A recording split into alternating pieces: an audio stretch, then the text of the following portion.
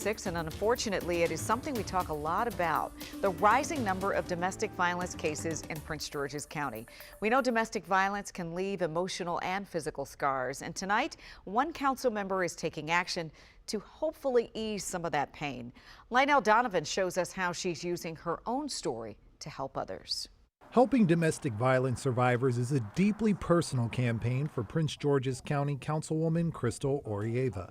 As a survivor herself, she knows just how traumatizing the experience can be. I was in a relationship for 10 years, and it's really hard to say I'm going to start over.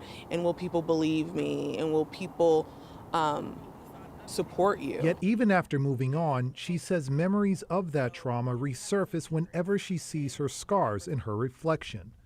Now she's calling for the community to support the Healing Scars Act, legislation that would mandate insurance companies to cover plastic surgery for survivors. There's so many survivors that even as they heal, they're reminded of that trauma every single day when they look at themselves.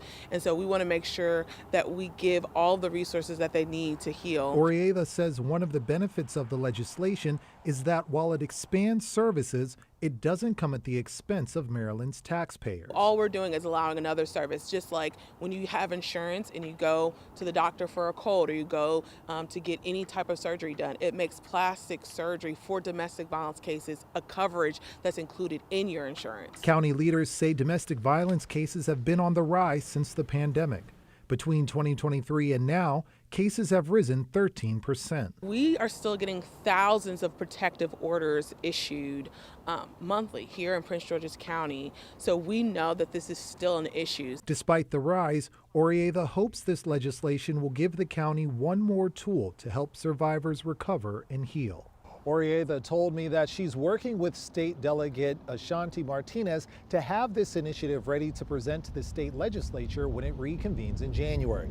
She also has a message to anyone that's dealing with domestic violence of any kind. It's not your fault, you're not alone, and there's help. From Largo, Lionel Donovan, WUSA 9.